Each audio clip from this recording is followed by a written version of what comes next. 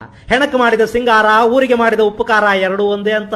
ಯಾರು ಹಿತವರು ಯಾರು ಶತ್ರುಗಳು ಅನ್ನೋ ಕನಿಷ್ಠ ಪ್ರಜ್ಞೆಯೂ ಇಲ್ಲದ ಜನ.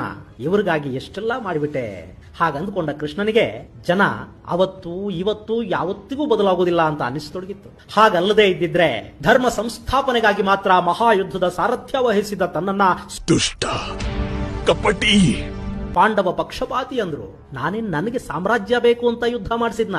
ಇಲ್ಲ.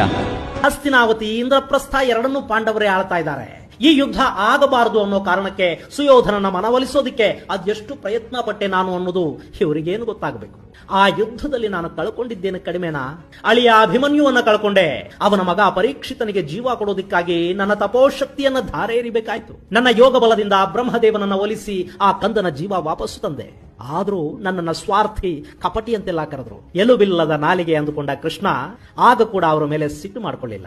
ಮೂರ್ಖ ಜನ ಅಂದುಕೊಂಡು ಮುಗುಳ್ನಕ್ಕೂ ಸುಮ್ಮನಾದ.